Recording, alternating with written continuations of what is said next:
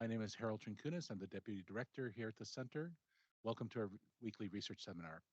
It is our privilege to welcome today Dr. Togzhan Kassenova. She is a Senior Fellow at the Center for Policy Research at SUNY Albany and a non-resident fellow at the Nuclear Policy Program at the Carnegie Endowment for International Peace, which is where I actually met her in Washington, D.C. Several years ago when she had just released a wonderful report on Brazil's nuclear program. So it's a fantastic to welcome her here to CSAC to discuss her new book. Dr. Kassenova is an expert on nuclear politics, nonproliferation, and financial crime prevention. Her current work is on issues related to proliferation financing controls, but she's here to talk to us about her new book, Atomic Steppe, How Kazakhstan Gave Up the Bomb. She will discuss the history of Soviet nuclear tests in the region, the development of the public anti-nuclear movement in the country, and she'll discuss why Kazakhstan decided to give up its nuclear inheritance from the Soviet period. Dr. Kassenova holds a PhD in politics from the University of Leeds. She will be speaking on her book for about 25-30 minutes. Yes. And then we will have an opportunity for Q&A. We'll be able to take questions online. So if you're joining us online, please enter your questions in the Q&A function on Zoom. If you're here in the room, it is one finger to get on the queue to ask a question, two fingers if you want to jump the queue because you have an especially relevant comment, but please make it especially relevant. I will moderate the Q&A when we get to that portion of the event. So without much further ado, I'm turning it over to Dr. Kassenova. Thank you. Thank you, Harold.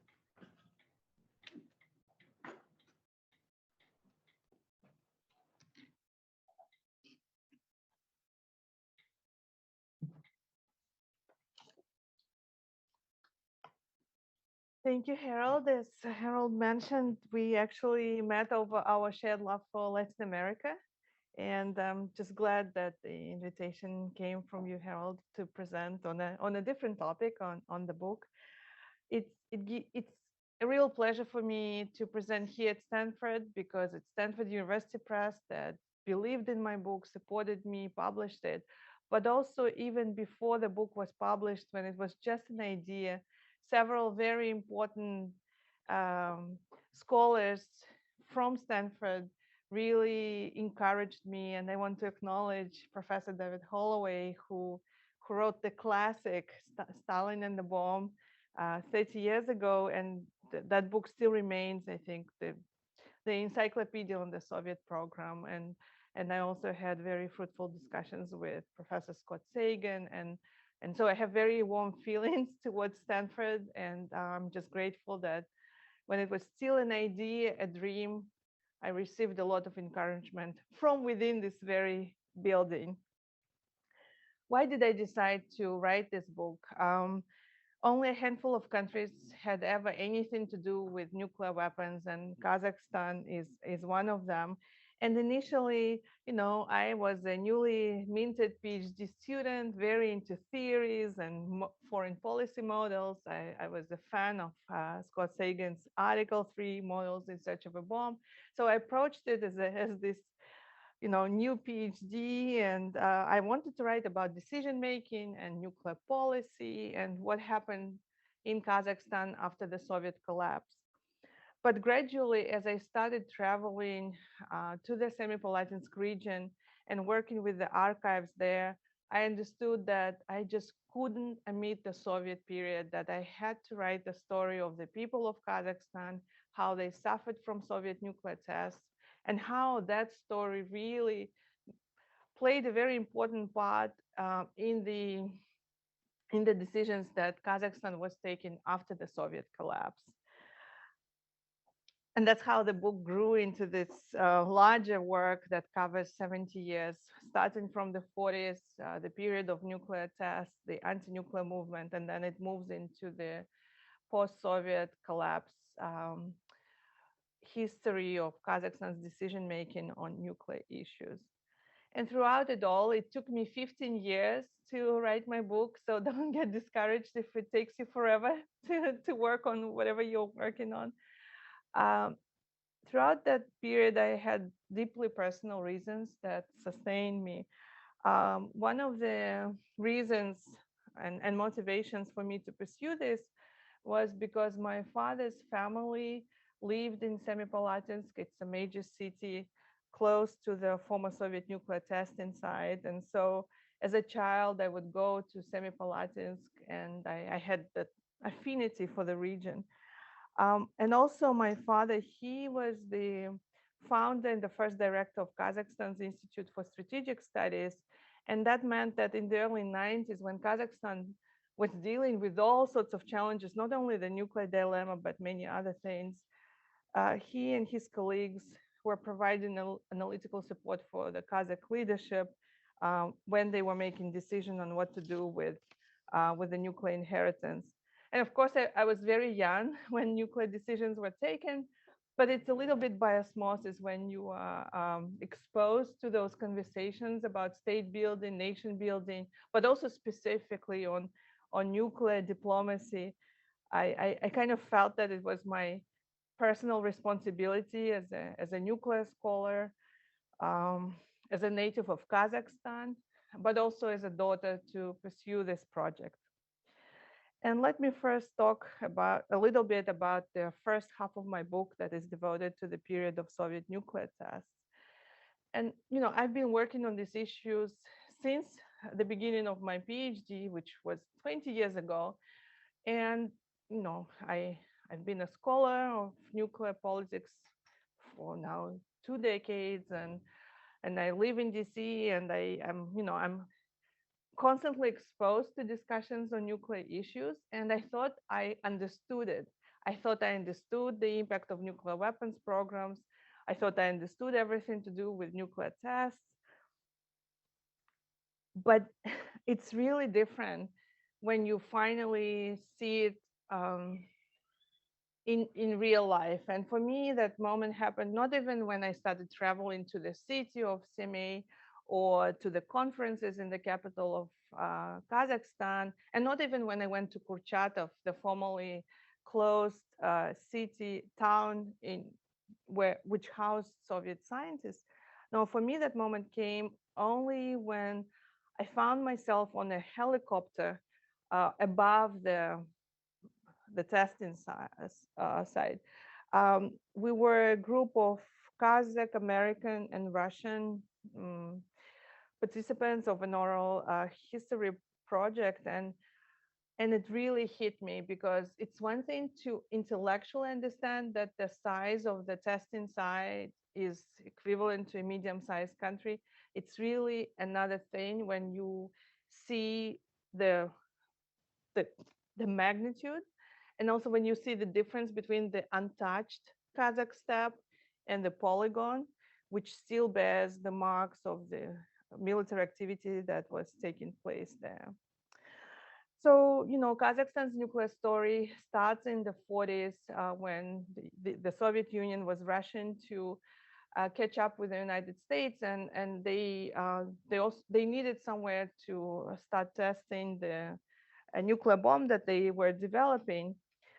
And they had a few sites that they were considering, and in the end, they chose the site in Kazakhstan, in eastern Kazakhstan.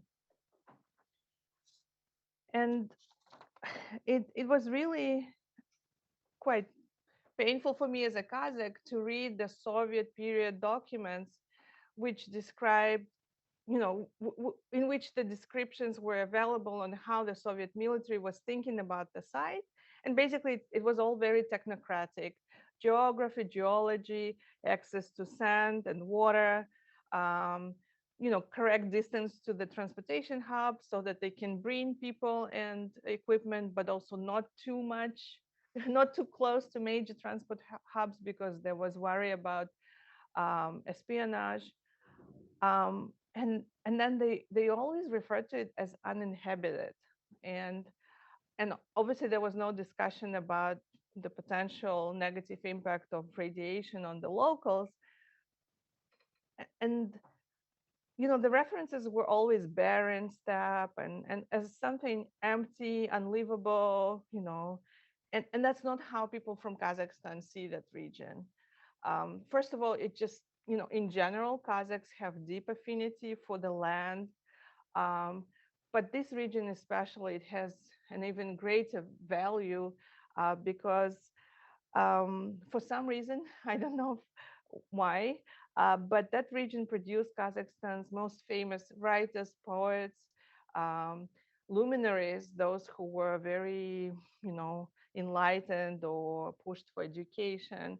The city of Semipalatinsk, back then already, it was a very interesting, multicultural, multi-layered city because it was a city where merchants from Europe, Central Asia, and Russia converged, and there were those amazing markets. And then it was multi-ethnic because there was already push of from, you know, people coming from Russia. Some of them later on, especially during the Soviet period, they were exiled and so on. But that created this very interesting atmosphere, very um, special in terms of education, but also something that is rarely talked about. Semipalatinsk was the home for a Kazakh autonomous state. So for 3 years, it was possible to have a Kazakh independent state with when Kazakhstan was already under control of Russia. It was called Alasharda, and the government sat in Semipalatinsk. And then, you know, even in terms of flora and fauna, if you read the Soviet documents, it's as though nothing alive is there, but it's a complicated ecosystem. It's not only the steppe, but the forest, the rivers. I put the photo of a rare antelope, saiga. They actually almost disappeared during the period of tests, and now they're coming back.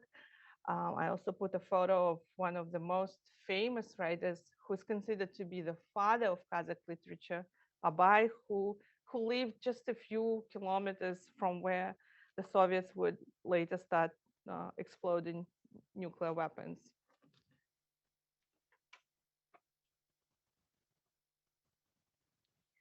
And so, you know, the test started in 1949 and they continued for 40 years. And the lack of care about the local population comes very strongly in how decisions were made and how the program was implemented. And I just want to give you just one example. And that example is from 1953, when the Soviet Union was ready to test its first thermonuclear device. Thermonuclear means that, you know, it was much more powerful than a simple atomic device. And so in that case, they were already almost ready to test it. And it's at the last minute that some mid-level person from the ministry responsible for the nuclear program, he was like, but did we think about fallout? Did we calculate it? Because obviously this will be a test of another magnitude. And Sakharov himself, the creator of the device, he admitted, he said, we were too busy, we didn't even think about it. And so they started thinking about what should they do, and they started making calculations, realizing that quite a substantial area will need to be evacuated. And they had two options. They could evacuate the people, or they could delay the test so that instead of dropping the device from a tower, they would do it from a plane or think about the way of making it less harmful. And they decided to go for it. So they decided to evacuate people, and they were rushing as they were doing it. And questions remain whether it even helped.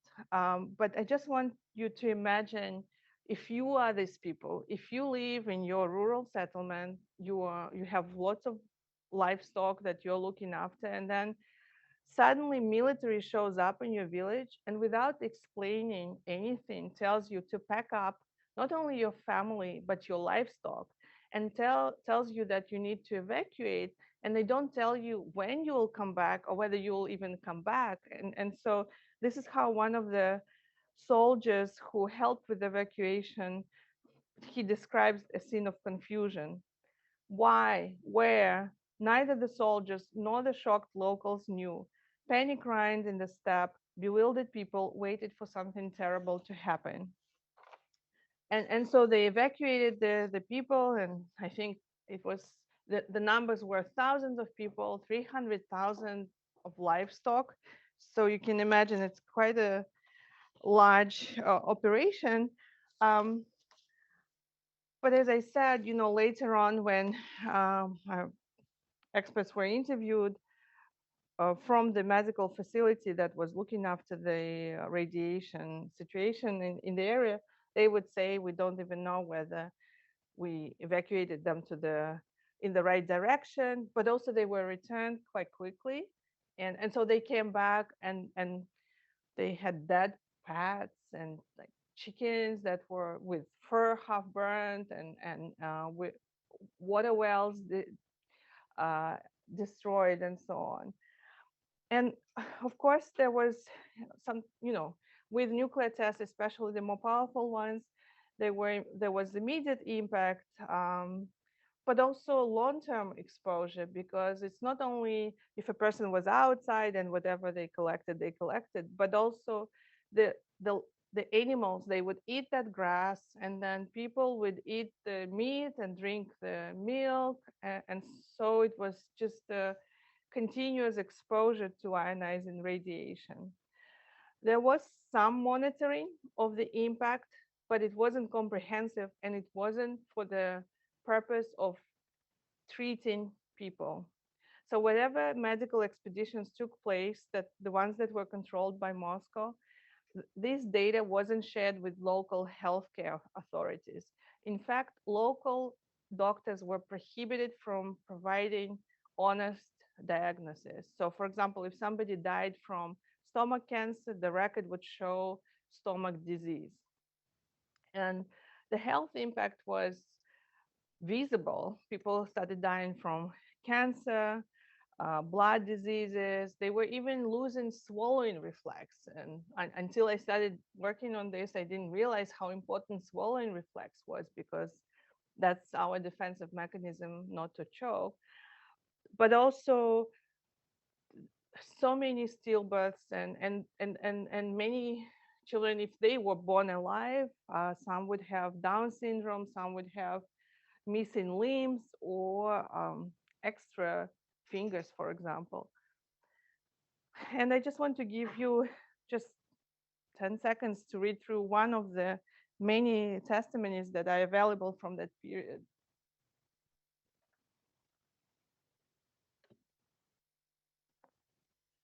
And I want to draw your attention that she mentions her son's suicide.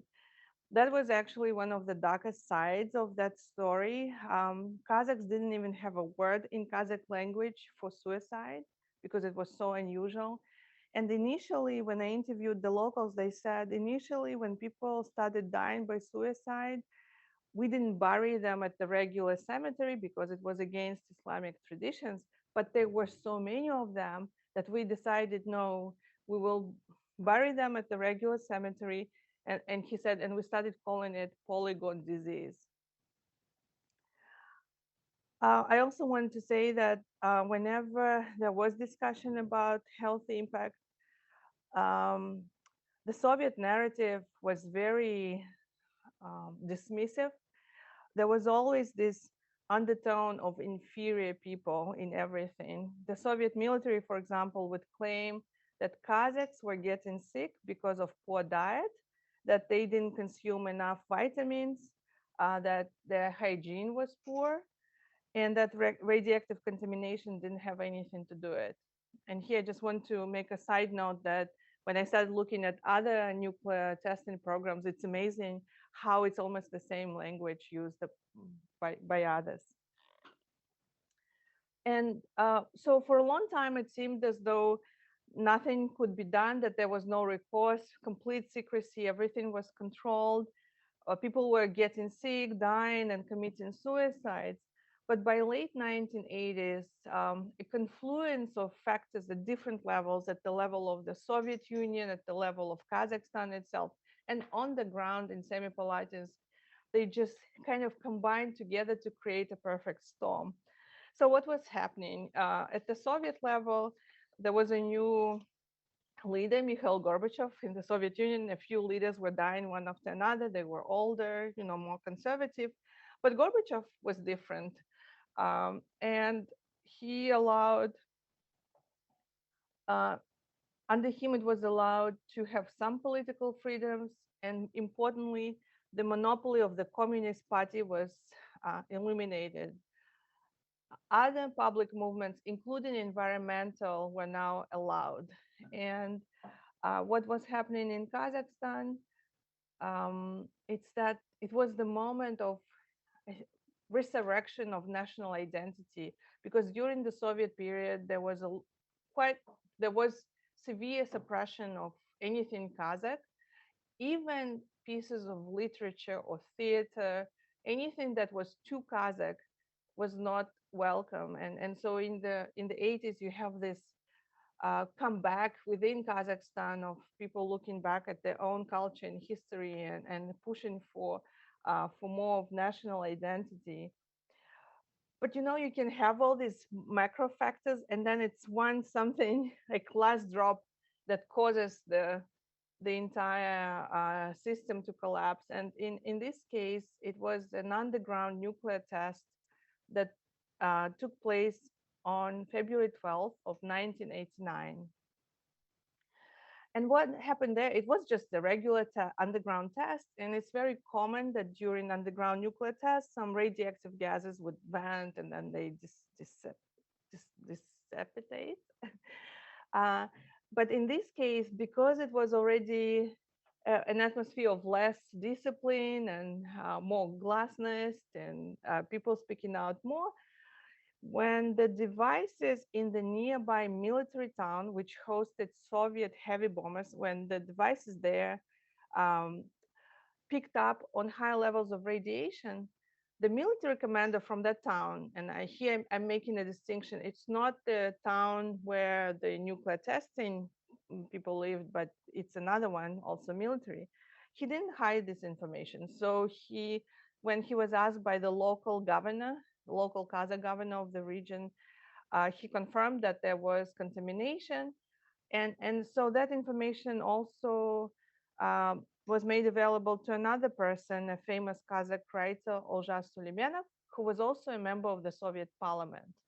And so because he was a member of the Soviet parliament and running for re-election, he had a spot on Kazakh national TV allocated for his campaign. And he used that slot to say, we were being lied to. They told us that underground nuclear tests are safe, but apparently no. Everyone who cares, come to the House of Writers in Almaty, House of Writers, because this is where he had the office because he was a poet.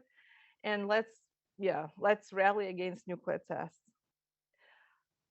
And what he didn't realize, I think, himself, is that thousands of people would show up. Here you have a still from the documentary, and the hall could fit 400 people, but because thousands showed up, many of them waited outside. Um, and when I interviewed participants of that first rally, they all said the atmosphere was electrifying. There were many people speaking from the region about their experience. And I will only bring up one testimony from that day. And that is from a female obstetrician from one of the villages. She delivered babies for 30 years, and that day she said, in the last 6 months, out of 48 births, 12 were tragic. 6 newborns died, and 6 were born without limbs or with Down syndrome. She implored, I demand, as a doctor and as a mother, stop nuclear tests. And then on that day, the anti-nuclear movement was born. When I interviewed Suleimanov, he said, actually, that morning, I didn't have an idea of a formal anti-nuclear movement. It's all the emotions that made him realize that it deserves something more. And what's important, the anti-nuclear movement really united all people of Kazakhstan, different ethnicities, different professions, from all walks of life. And I think the story of Kazakhstan's anti-nuclear movement is a wonderful example of the people of Kazakhstan reclaiming their agency. It's really about Moscow should not decide on our behalf. And for the next 2 years, they were rallying, protesting, and really there was this struggle on so many levels, including between the Kazakh government and the government in Moscow. And initially, the government in Kazakhstan, appointed by Moscow, was timid. But as the protest went on, they could also, I don't want to say, to use it as a shield, but use it as a, you know, placate and say, look, our people are on the streets. And if it continues like that, you will have big problem on your hands. And Kazakhstan has done enough for the Soviet program. It should stop. It really makes me feel good that Kazakhs were not alone in their fight. There was a strong international angle. Downwinders from the US would come, peace activists from not only from the US, there would be physicians from Europe or Canada, Hibakusha from Japan, some activists from Russia. And so it was a very mutually inspiring process. I just want very briefly to mention what the situation is like now, and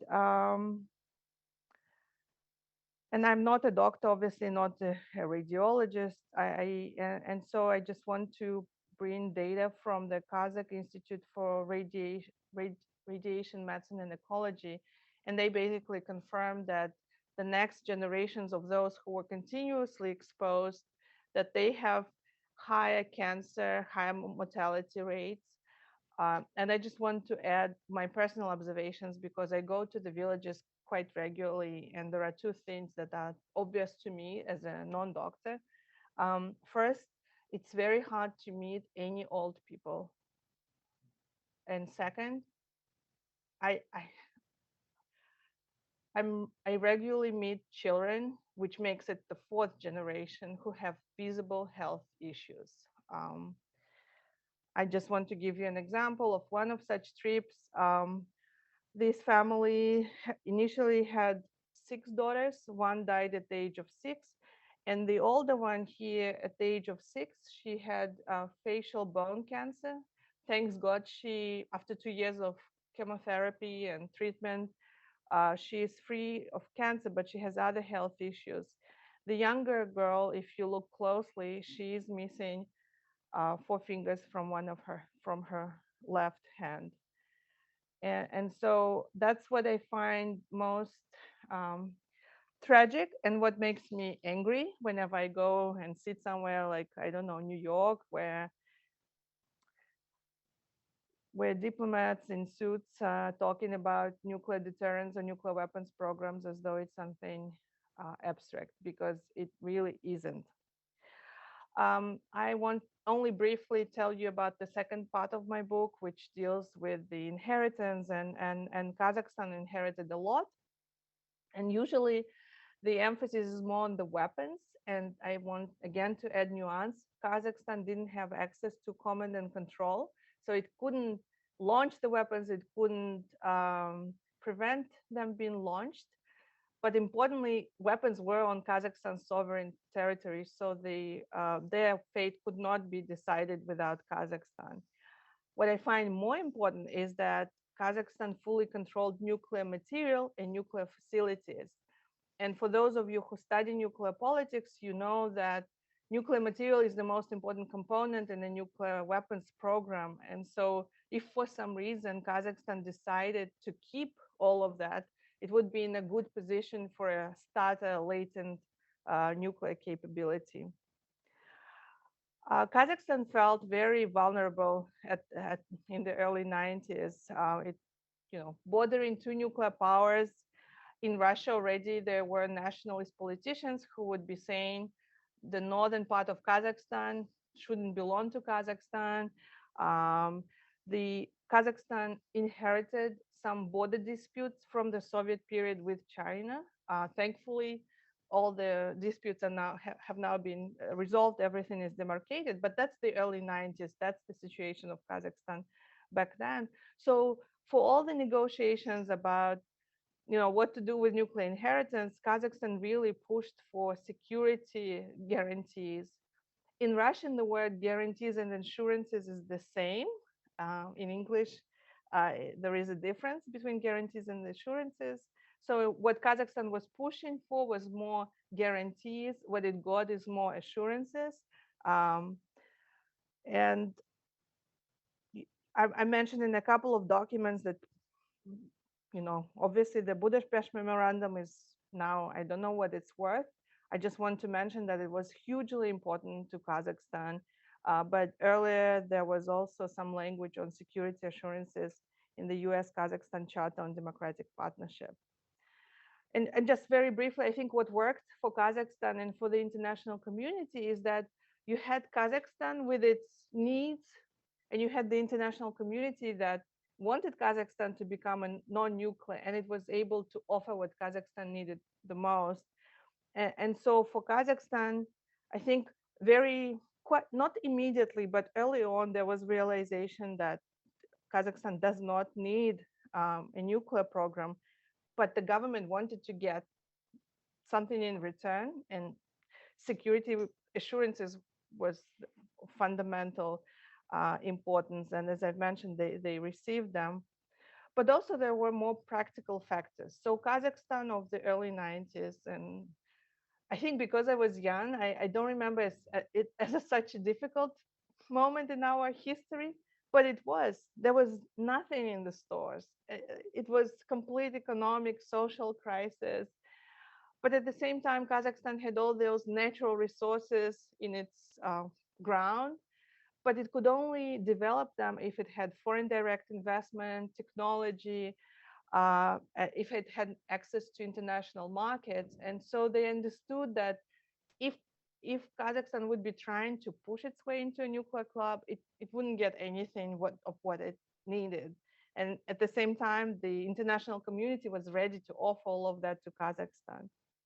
Domestically, Kazakhstan's decision making was centralized. There were no domestic groups that were pushing for nuclear path. There were some nationalist voices, but they didn't have political power.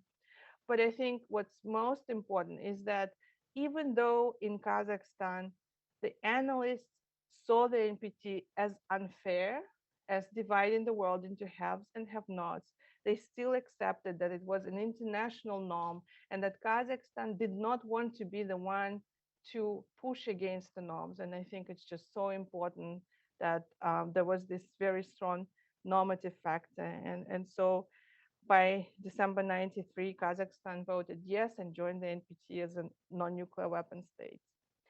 I added a few slides, but I don't want to, I want to leave them more for discussion for those who are interested. I'll just show them to you.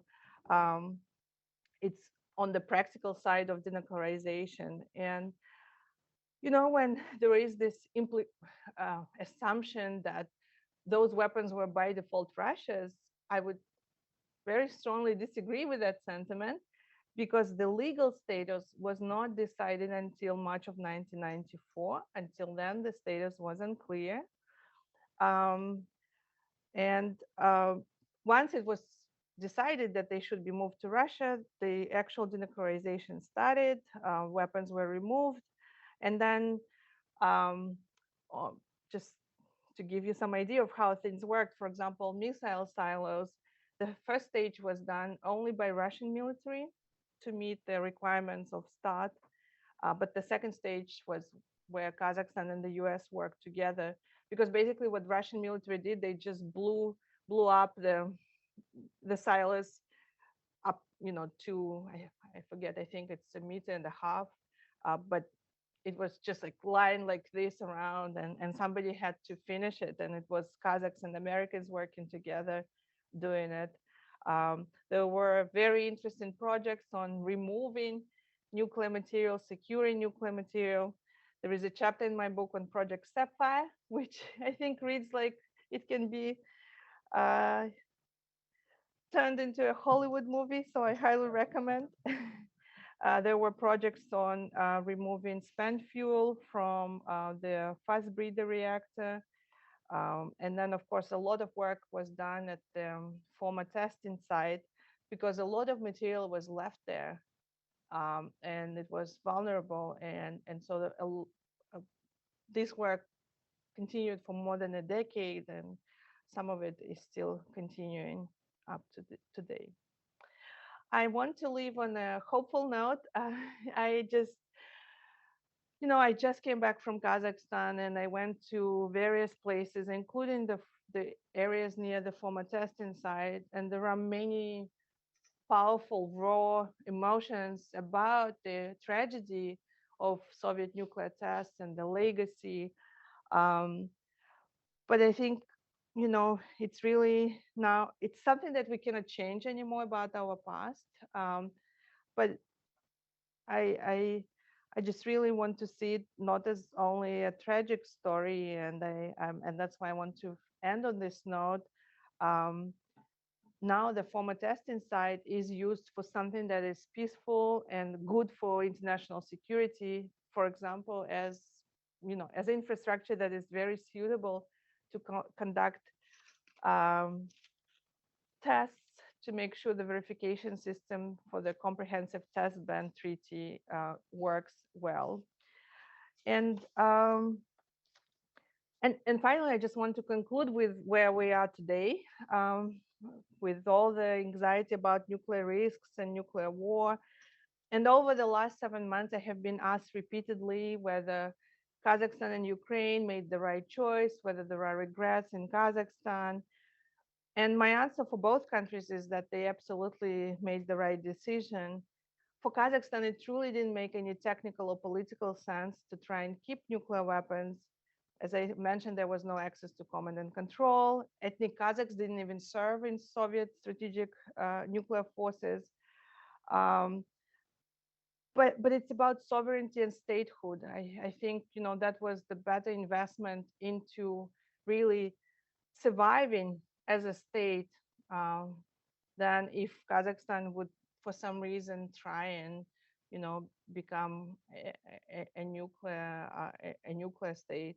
Um, and so I think, especially today, when we all feel as though we are hostages of nuclear weapons, I'm proud that Kazakhstan back then made this decision, and I'm grateful to the international community that it was able to offer Kazakhstan what it needed.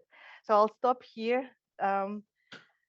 And I'm happy to answer any questions, especially, the students, if you have questions on the research process and the challenges and surprises of my 15 years, uh, I'm just happy to answer any questions you have.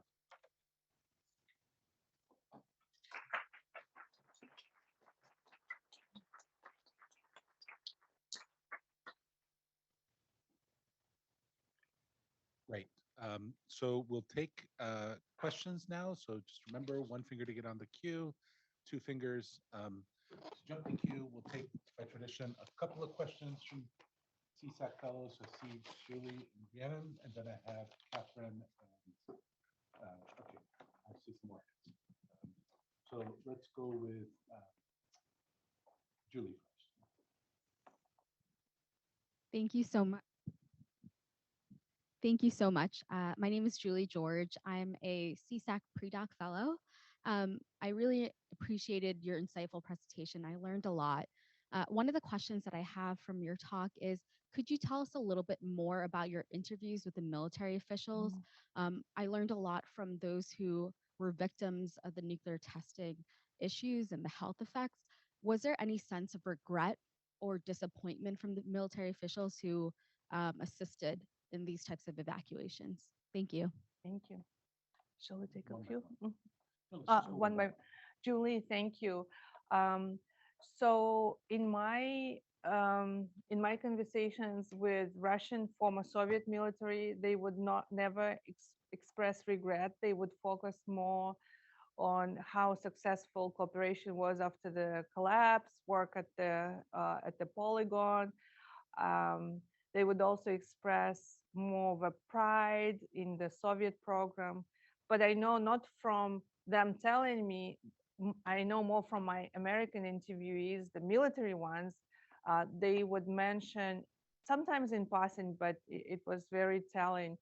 For example, those first few years when Russian military was moving out, for example, blowing up those missile silos and and leaving, my American interviews would comment on how uncomfortable Russian military felt in those years when there was already very strong anti-nuclear movement. Kazakhstan became independent, and they would say something like that: Russian military knew what they've done, and they wanted to get out as soon as possible. They even didn't feel safe because the anger of local people was so palpable. So never expressed to me, but I think it was definitely present there. But there were also some other complicated emotions of those military, especially, you know, those connected with the testing program. Because when the Soviet Union collapsed, they were basically left on their own. They were forgotten by Russia. Kazakhstan didn't need them. Soviet Union didn't exist. So there were a couple of years when these people were, honestly, I have empathy for them because, you know, they were this privileged strata of the society, and now Soviet Union collapses. Nobody needs them. Some of them were just in their early 40s, and yeah, many of them just became alcoholics, or families even dissolved because they were facing this crisis of not being needed by anyone. And so I think some other complicated emotions are with just being forgotten by everyone. Okay. Rhiannon, then Catherine, please say your name and Yeah, affiliation. absolutely. I'm Rihanna Nielsen. I'm a postdoctoral fellow here at CSAC. Thank you so much for your presentation. It was as fascinating as it was deeply moving and tragic. I have two questions, if I can indulge myself. One is practical, the other is not so. The first is on were there any reparations from Russia to the families who were experiencing these very horrific fallout effects from the nuclear, or was it just the START treaty duties that they fulfilled? And the second is, you know, you were very powerful in your presentation, and so I was wondering if you're comfortable, would you mind sharing some of the ethics of care that you practiced in doing this kind of research, and if you have any advice for the researchers who also want to be talking with very vulnerable populations? Thank you. Thank you, Rihanna. So no reparations from Russia and no demands for reparations from formally from Kazakhstan. And I'll explain why. So Kazakhstan is in a very difficult geopolitical situation. We share the longest land border. I don't know in miles, but it's more than 7,000 kilometers. There are still very strong social, economic, political ties. So um, I think at the level of the government, I understand why it's not feasible to push for this issue. At the level of society, this question comes up more and more. You know, I just came back from there, and especially kids. You know, I went to the village near the testing site, and they would ask, you know, now that the weapons are with Russia, why, you know, what about justice? And so, yeah, no reparations from Russia. Not sure Russia would be asked for it. Um, and yeah, and for me, it's a question of justice. But as somebody who is also aware of politics, I think there are limitations there. By this point, I think my hope and I feel the responsibility is more with the society of Kazakhstan and the government of Kazakhstan. You know, when waiting for anything outside is pretty hopeless, I think it's now the duty of people inside to take care of their fellow countrymen and countrywomen. I really appreciate your question on ethics and care.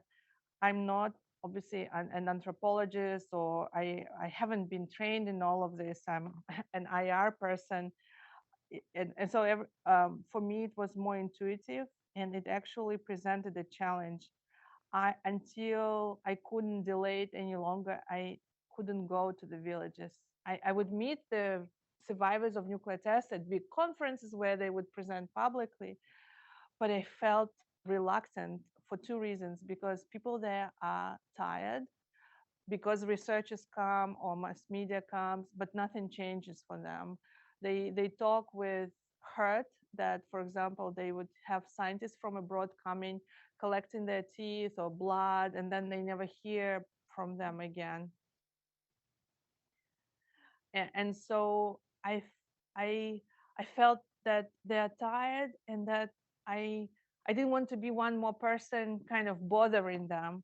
But at the same time, I understood that then my story would be incomplete, and that in order to do justice, I had to include their voices.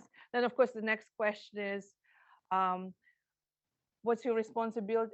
Why do you think you can represent them? And then the answer is that I'm equally Kazakh, right? That it's not that I'm talking about some other society. And also, it's just a matter of fact that they're in the villages, they don't speak English, they cannot have a big audience, but I can. And so it became more of a mission. Um, when I go on those, I think the trust also built up with time, and um, yeah, for example, anybody who is mentioned by name, I ask them whether it's okay to mention them. I ran everything by them, and yeah, so I think for me it was more intuitive that I try to be sensitive. Um, I also, whenever I present, and maybe today I didn't have time to express it, but I try to underscore that these people, the survivors, they don't want to be victimized, and they don't want to be seen as just those, I don't know, nuclear freaks or some people you have to feel sorry about. What they want for their pain and sacrifice to be legitimized and acknowledged, but they also want to be seen as part of the region that is much more than just a polygon. And so whenever I can, I try to convey it as well. Um, but I think, just if you are going to work on difficult issues, um, a lot of it I think is intuitive, and they will guide you. I'll just give an example. When I was asked to do an open lesson in the school in one of the villages just a few days ago, the mother of the children that are featured in the book, because it's their school, she asked me not to single them out.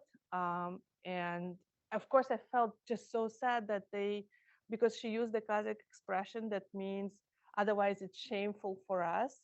So it's a little bit of this mentality that we need to hide. Um, but obviously, I would never pluck them out of the group, but just, yeah, following, I think, the intuition, but also what you feel from the interviewees. Thank you. Going now to Catherine Stoner. Hi, Togzhan. Good to see you again. I'm Catherine Stoner. I'm the director of the Center on Democracy, Development, and the Rule of Law. We like to think of ourselves as your sister center, brother center. And so really interesting book, and obviously very, very sad. But I wanted to actually ask some of the nitty gritty of what, as we think about Ukraine also giving up its weapons in Belarus, what did Kazakhstan's leaders think that I think was signed in the Budapest Memorandum, in particular in 1994? Was that a guarantee, a promise, or simply an assurance? Did they assume that meant that Russia would respect their sovereignty and borders? And so could Ukraine have made that reasonable assumption? And the reason I ask is that a couple of times, actually really only once, I was challenged on saying it was an assurance. You were challenged? Yes, and that the Ukraine shouldn't have understood it this way. So how did Kazakh? Yeah, it was by Russian, of course.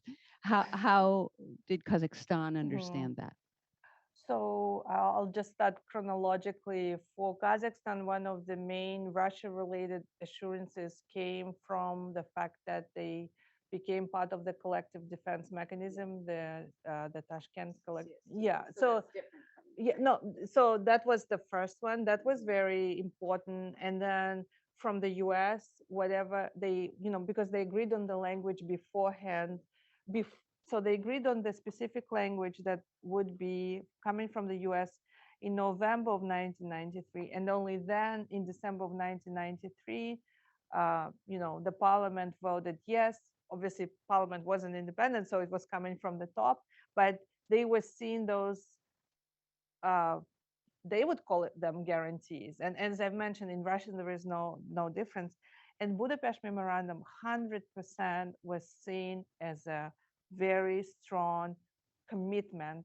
And so I think it was really worrying, starting from 2014. It's not, again, something that would be brought up on the official level because of all the sensitivities, but I think it's definitely such an undermining of the promise made at the highest political level. I think we can now, of course, debate the legality, right, or the lack of enforcement mechanism in Budapest Memorandum, but I can tell you on behalf of Kazakhstan and what the leaders thought, what the negotiators were negotiating, they definitely felt they secured support for their sovereignty and territorial integrity. And they treated those documents very seriously, and they believed in them wholeheartedly. And so it's only after that we are seeing, those promises and norms unraveling because of one actor. So no. Not a guarantee, but an assurance. I, so at one point Kazakh negotiators were pushing for more of a guarantee, but Americans from like early on said, no, you're asking for the equivalent of Article 5 of NATO. That's just not possible for us. But whatever Kazakhs got was meeting their needs and expectations. So that's what I want to say, that they felt assured. Yeah. And so I find it very detrimental that starting from 2014, we have this undermining of the norms. Next. Yep. And then I have Ian and Neil. Hi, thank you, Togzhan, for a really great talk. I'm Aidan Millif. I'm a postdoctoral fellow at the Shorenstein Asia Pacific Research Center, which I guess is one floor up from here. I wanted to ask you about connections between the first half of your book and the second half of your book, if you see them. Because obviously giving up nuclear material, giving up warheads is a really rare thing in the history of nuclear weapons. And two of the countries that did it, which we've talked about already, of course, Ukraine and Kazakhstan, both have major public health crises related to either nuclear power or nuclear weapons testing. And I wonder if you could talk a bit about how these kind of public health impacts play into the conditions for disarmament, or whether they're not really part of the conversation. Thank you. So I definitely see a very strong connection. There were some colleagues who thought, oh, maybe you should do two separate books, one with more of a human angle on a test, and one separate on politics and diplomacy. And I thought, no, this is one continued story, because I find that the legacy of the Soviet nuclear tests really created the society that is very anti-nuclear, sometimes even with a bit of radiophobia. It kind of goes into the other extreme, because now we have debate on the nuclear power, and the society really just very allergic to anything nuclear. Another reason, the anti-nuclear movement during the Soviet period was, I think, the first, nation building phenomenon, which continued when the Soviet Union collapsed. And I think that just the nuclear component, because it has such a, almost central part in how Kazakhstan identifies itself as a society, as a country. So, in my eyes, these are very connected, both in negative and positive ways. And yeah, if you read the book, you'll notice. And I'm just so glad that I went with my intuition and did it the way I saw it. Great. And the book, in fact, is going to be available for sale right outside. If you would like to pick up a copy. Why don't we take Ian and Naomi's questions together, because we're coming up on time, and then you can just answer. My question is actually very similar to the previous one, so I'll go ahead and pass it on to the next question. That's okay. And we might have time for one of the online questions, but if not, I'll make sure that Dr. Kassenova gets the questions and respond to you directly. Thank you so much. My name's Naomi Eagle. I'm a postdoc fellow here at CSAC, and it's a fantastic presentation. I wanted to ask you more about the thread between Kazakhstan's decision to renounce nuclear weapons and the legacy of nuclear testing, and how these have subsequently shaped its leadership internationally against nuclear testing, but also its leadership in the process leading to the Central Asian nuclear weapon-free zone, and I guess more broadly, to what extent this leadership internationally and especially multilaterally against nuclear weapons continues to be a source of national pride domestically. Mhm. So this anti-nuclear stance and contribution to global nuclear diplomacy, both promoting non-proliferation but also promoting disarmament, is at the heart of Kazakhstan's foreign policy. I actually find it the most, it's a perfect record in a way. I can criticize the government for many other things, but I think on the nuclear foreign policy side, Kazakhstan has really been doing a great job and didn't stop at the shutting down the nuclear testing side, because the Central Asian nuclear weapon free zone is very important. It's the only nuclear weapon free zone in the northern hemisphere. The Central Asian states took upon themselves greater commitments than they needed to, and now I don't know if you've heard about the Treaty on the Prohibition of Nuclear Weapons. And so Kazakhstan there, for example, is doing important work with Kiribati.